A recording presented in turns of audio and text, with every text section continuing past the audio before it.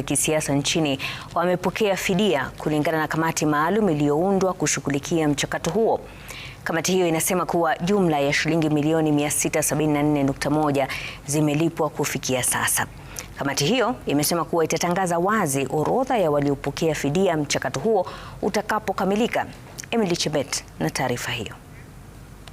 Waathiriwa wa maandamano wa kisiasa kati ya mwaka 2013 na mwaka 2025 wanaendelea kufidiwa na serikali. Taarifa ya hivi punde ya kamati inayoshughulikia fidia hiyo inasema kuwa zaidi ya madai 400 mapya yamepokewa katika kipindi cha wiki 2 zilizopita. Mamlaka ya kuangazia utendakazi wa polisi IPOA na Tume ya Kitaifa ya Haki za Kibinadamu iliwasilisha majina zaidi.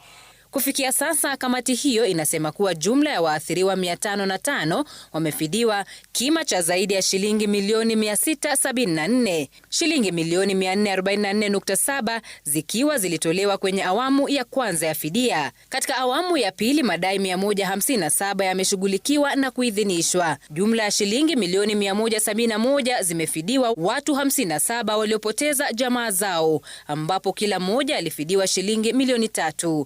Watu 19 waliopata majeraha mabaya wamefidiwa shilingi milioni 1 kila mmoja. Wengine 57 waliopata majeraha ya wastani wakifidiwa shilingi 500,000 kila mmoja, huku watu 18 waliopata majeraha madogo wakifidiwa shilingi 50,000 kila mmoja.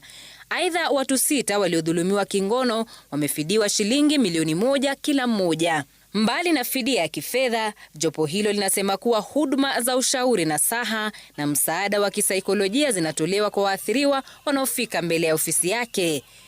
Kulingana na jopo hilo, kila dai hupitia uhakiki wa kina ili kuhakikisha kuwa mlalamishi anapata fidia kulingana na madhara.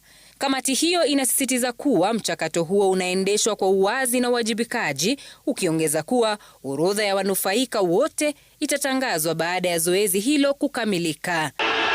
Emily Chebet, Runinga ya Citizen. Zaidi ya miaka